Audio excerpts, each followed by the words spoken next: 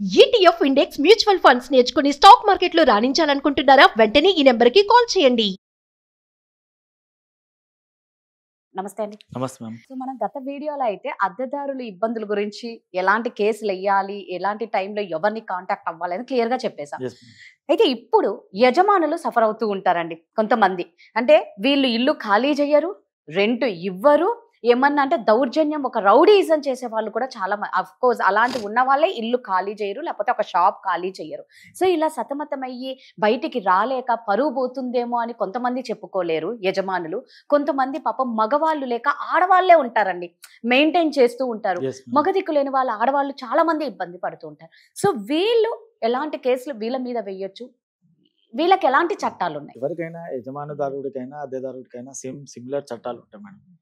అయితే ఇక్కడ యజమానిదారుడు ఎవరైతే ఉన్నారో ఒకటికి 2 సార్లు అద్దె ఇచ్చే కన్నా ముందు వాడి గురించి వాకాబు చేయడం కానీ, వాడి గురించి పూర్తి వివరాలు తెలుసుకోవడం చాలా ఇంపార్టెంట్ అయిన విషయం, ముఖ్యమైన విషయం. అది మనం ఎవరికి ఇస్తున్నారు, ఇప్పుడు గుండాలకు ఇచ్చినాం అనుకోండి, వాడు ఒక రౌడీ ఉన్నాడు అనుకోండి, సపోజ్ వాడు ఖాళీ చేయమంటే ఇమీడియట్గా ఖాళీ చేసేటువంటి అవకాశం ఉండదు.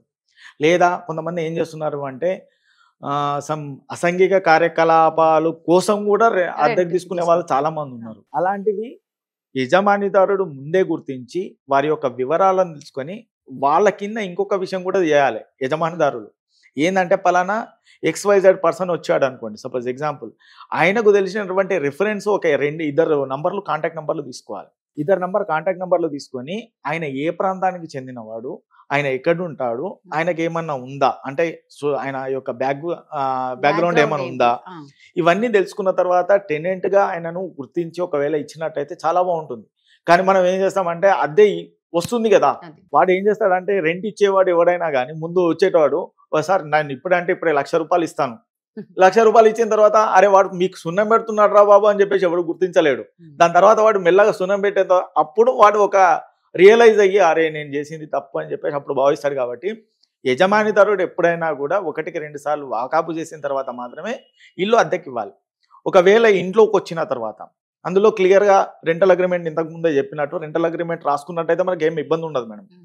ఇబ్బంది ఎప్పుడు స్టార్ట్ అవుతుంది అంటే వాడు డిఫాల్ట్ చేసినప్పుడు, అంటే డిఫాల్ట్ అంటే వాడు అద్దె సరిగ్గా చెల్లించకపోయినప్పుడు, లేదా ఇంటి పరిసర ప్రాంతాలు సరైన క్రమంలో, నేను ఎలా అయితే ఇప్పుడు ఫ్యాన్లు ఇచ్చాను, ఫ్యాన్లతోనే మొత్తం ఈ మధ్యన అయితే ప్రతి ఒక్క యజమాని లైట్లు బల్బులు ఇవన్నీ పెట్టేసి ఇస్తున్నారు. ఇంతకుముందు అలా కాదు, వాళ్ళే తెచ్చుకునే వాళ్ళు. ఎందుకంటే దాన్ని చేయడం వల్ల ఏమవుతుందంటే అక్కడ ఇబ్బంది, చాలా సమస్యలు తలెత్తుతున్నాయి. కాబట్టి ముందే యజమానిదారుడు పెయింటింగ్ వేసి అవన్నీ వేసి మొత్తం కంప్లీట్గా ఇస్తున్నాడు. ఈ ఒకవేళ ఆయన ఇచ్చినటువంటి ఇల్లు ఏదైతే ఉందో సరైన రీతిలో పెట్టకపోయినా యజమానిదారుడికి ఫుల్ రైట్ ఉంటుంది. అక్కడ యజమానిదారుడు అడగవచ్చు. ఇంకోటి ఆయన ఎనీ టైం కూడా వచ్చేసి ఆయన ఇన్స్పెక్షన్ కూడా చేసుకోవచ్చు. కొంతమంది ఏం చేస్తారు అంటే ఆ ఇంట్లో మీరు రావద్దు సార్ అని చెప్పేసి ఇట్లా ఇచ్చేస్తారు.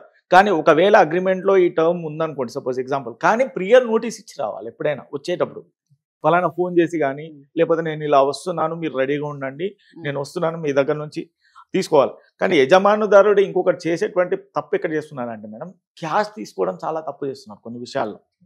ఇప్పుడు రెంట్ 8,000 మాట్లాడుకొని వాడు ఈ నెల నాకు సరిపోలేదు సార్ ఒక 5,000 వేస్తా అని చెప్పి చెప్తాడు. ఈ 5,000 వేసేటప్పుడు కూడా చాలా సమస్యలు వస్తున్నాయి మళ్ళీ ఇక్కడ. అందుకోసమే నేనేం చెప్తున్నా అంటే యజమానిదారుడు ఎప్పుడైనా కూడా ఆయన యొక్క బ్యాంక్ డీటెయిల్స్ ఇచ్చినట్టయితే అది యజమానిదారుడు కానీ అద్దెదారుడు కానీ చాలా బాగుంటుంది. లేదా ఒక బుక్ మీద రాసుకుంటే ఏమవుతుందంటే ఆ బుక్ చించేసే అయిపోయింది. అదే ఒకవేళ ఇప్పుడు ఆన్లైన్ టెక్నాలజీ ఇప్పుడు ఏదైతే ఉందో బ్యాంకింగ్ కూడా చాలా డిజిటలైజేషన్ అయినాయి కాబట్టి ఆన్లైన్ ద్వారా పేమెంట్ చేసినట్టయితే చాలా హెల్ప్ఫుల్ ఉంటుంది. రీసెంట్గా ఒక జడ్జిమెంట్లో ఏమైందంటే సుప్రీంకోర్టులో రామ్జీ కేసెస్లో యజమానిదారుడు చాలా ఇబ్బంది పడ్డాడు. ఎలా ఇబ్బంది పడ్డాడు అంటే రామ్జీ అనే వ్యక్తి ఏం చేశాడంటే ఒక పర్సన్కి టెనెంట్గా అవకాశం ఇచ్చాడు. ఇచ్చిన తర్వాత ఆయన ఏం చేశాడంటే చనిపోకన్నా ముందు చనిపోయేటప్పుడు వీలునామా రాశాడు. నా ఆస్తి సర్వద ఆస్తి మొత్తం నా కోడలికి చెందాలని చెప్పేసి రాశాడు. అయితే వాడేం చేశాడంటే ఈమె నోటీస్ పంపించింది, కోడలు దీని మీద నాకు సర్వ హక్కులు ఉన్నాయి, మీరు రెంట్ ఖాళీ చేసి వెళ్ళండి అని చెప్పేసి నోటీస్ పంపించింది. నోటీస్ పంపించగానే వాడు ఇమీడియట్లీ కోర్టుకు అప్రోచ్ అయ్యాడు, కింద జూనియర్ సివిల్ జడ్జి కోర్టుకు అప్రోచ్ అయ్యాడు. అప్రోచ్ అవ్వగానే అప్పుడు వాడు ఏమంటాడంటే రామ్జీకే ఓనర్షిప్ లేదు, ఇది వాళ్ళ తాతల ఆస్తి, రామ్జీకి ఓనర్షిప్ లేదు కాబట్టి కోర్టులో కూడా ఆస్తి లేదు అని చెప్పేసి దాన్ని ఇచ్చేశారు. ఇచ్చేసేసరికి కింద కోర్టు ఏదైతే ఉందో టెనెంట్కి అనుకూలంగా తీర్పిచ్చింది. ఎందుకంటే ఇక్కడ ఓనర్షిప్ లేదు కాబట్టి మళ్ళీ దాని తర్వాత దాని మీద డిస్ట్రిక్ట్ కోర్టుకి వెళ్ళారు.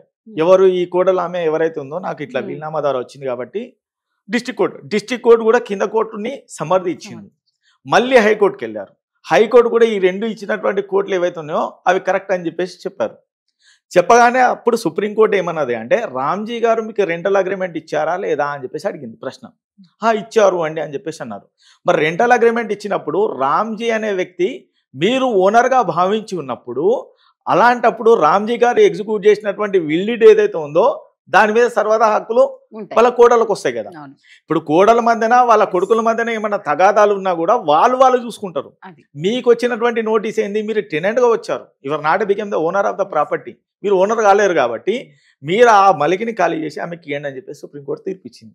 ఆ తీర్పిచ్చేటువంటి క్రమంలో ఈయన తీసుకున్న డిఫెన్స్ ఏంటంటే నేను ఆ ఆస్తిలో ఆ రెంటల్ అగ్రిమెంట్ ద్వారా దాదాపు 20 సంవత్సరాలు నేను ఆ మలికిలో ఉన్నాను కాబట్టి సర్వ హక్కులు నాకు వస్తాయి అనేది ఆయన అలిగేషన్స్, అంటే ఆయన ప్లీడింగ్.